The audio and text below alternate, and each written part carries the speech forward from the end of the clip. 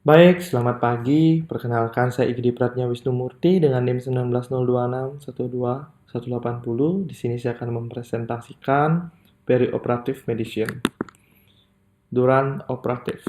Nah, jadi duran operatif merupakan intraoperatif, merupakan periode pemantauan serta memastikan kenyamanan pasien yang dimulai dari ketika pasien dipindahkan ke ruang operasi hingga dipindahkan ke ruang pemulihan. Nah, tujuannya itu untuk dapat mencapai kualitas penata laksanaan yang baik terhadap pasien sehingga dapat mencapai kondisi pasien yang stabil. Manajemen intraoperatif. Nah, sebelum melakukan induksi, seorang anestesiologi harus memastikan uji perioperatif terhadap mesin anestesi dan peralatan lainnya atau statics, melakukan pengecekan apakah pasien dan tindakan yang diberikan sudah sesuai, melakukan evaluasi ulang sebelum induksi tentang riwayat pasien, pemeriksaan pasien dan persetujuan dari pasien, serta pemberian pramedikasi. Nah, statik, jadi S di sini scope atau stetoskop atau laryngoscope, T yaitu tubes, endotracheal tubes atau LMA, A yaitu airway device, seperti sungkup muka, oropharynx tube, D yaitu tape atau plaster, itu introducer atau silet, C itu connector, dan C itu suction. Nah, duran operatif, pemilihan anestesia ada general, regional, lokal, dan combine. Combine ini merupakan bisa dikombinasikan general dan regional, general dan lokal. Monitoring pasien pada periode duran operatif, monitoring.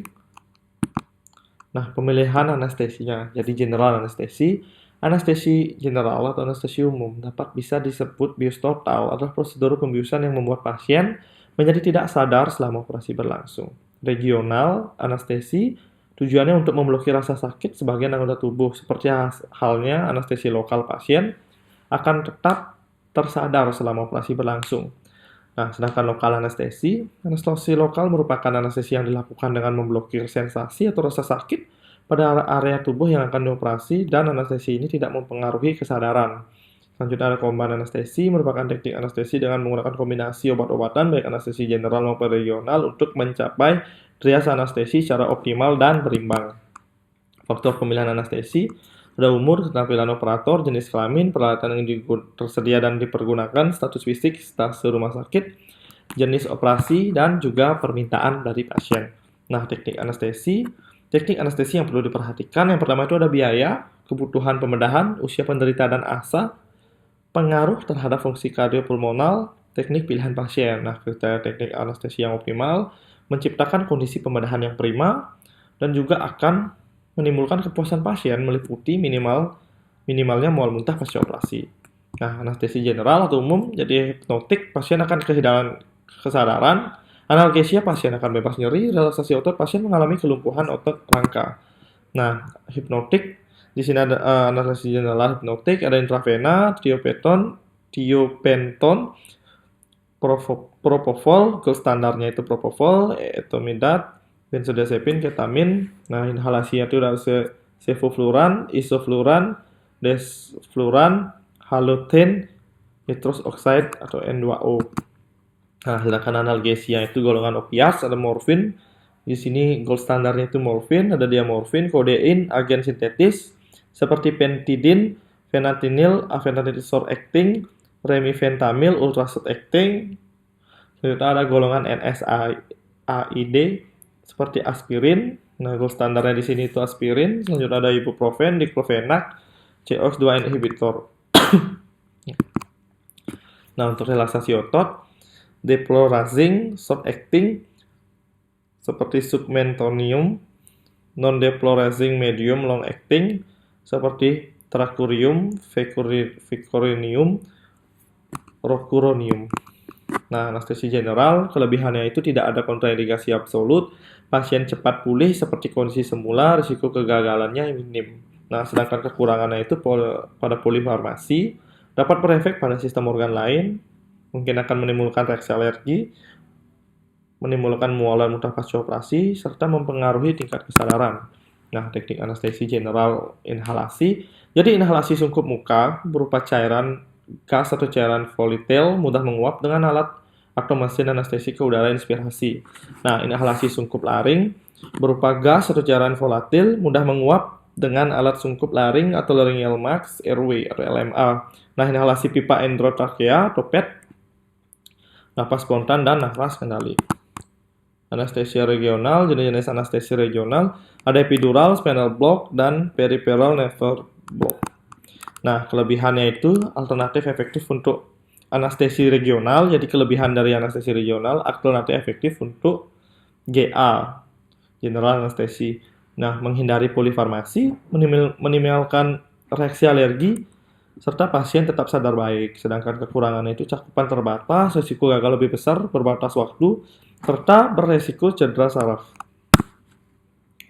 Selanjutnya sedasi anestesia, minimal sedation. Jadi pada tingkat ini pasien akan merasa lebih rileks, namun tetap terjaga dan mampu menjawab pertanyaan yang diberikan oleh dokter. Nah, moderate sedation, pada tingkat ini pasien umumnya akan tertidur selama prosedur berlangsung, namun dapat dengan mudah dibangunkan dengan sentuhan. Deep sedation, pada tingkat ini pasien akan tertidur lelap selama prosedur berlangsung dan tidak akan mengingat apapun mengenai prosedur yang telah dilakukan, mirip dengan anestesi general. Pemantauan dasar seduratif operatif, standar 1, petugas anestesia harus berada dalam ruangan selama proses anestesia umum, regional, dan perawatan anestesia terpantau. Sedangkan standar 2-nya selama anestesia, oksigenasi, ventilasi, sirkulasi, serta temperatur pasien harus dievaluasi secara terus-menerus. Jenis pemantauan, teduran operatif, kedalaman anestesi, fungsi cerebral, oksigenasi dan ventilasi, hemodinamik, suhu tubuh, fungsi ginjal, manajemen cairan, serta kerja mesin. Selanjutnya induksi, intravena, pemberian obat anestesi melalui jalur pembuluhan darah intravena. Sedangkan inhalasi merupakan pemberian obat anestesi melalui jalur pernafasan, biasanya dengan sungkup muka. Intramuskular untuk anak tidak kooperatif, teknik menggunakan ketamin. Nah, untuk rektal atau still induction untuk anak tidak kooperatif dengan BB kurang dari 20 kilo dengan tiopental atau metohexital. Untuk induksi intravena sendiri, smooth induction diindikasikan pada pelayanan rutin dengan agen intravena dan pelumpuhan otot non-depolarisasi. Rapid sequence cross induction indikasi pada pasien perut penuh. Modified RSIL diindikasikan pada pasien perut penuh maupun memerlukan penekanan pada respon simpatis. Nah, misalnya pada pasien hipertensi, obat sama dengan yang digunakan pada RSI dengan penambahan opioid. Induksi intravena, teknik pemasangannya itu pemasangan kateter intravena, lakbor bila diperkirakan akan terjadi banyak pendarahan, lokasi tangan atau kaku bisa menggunakan krim EMLA atau anestesi lokal dan anak yang takut untuk disuntik. Dan pasang monitor, beroksigenasi dengan O2 100% selama 5 menit, injeksi pelan dari obat bius, dan juga perhatikan kondisi pasien menjadi tidak sadar, apnea, dan lain-lain.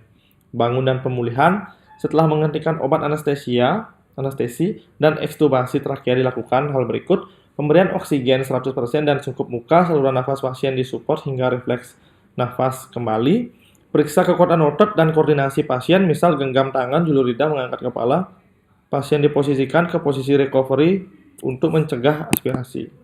Baik, sekian dari presentasi saya. Terima kasih banyak.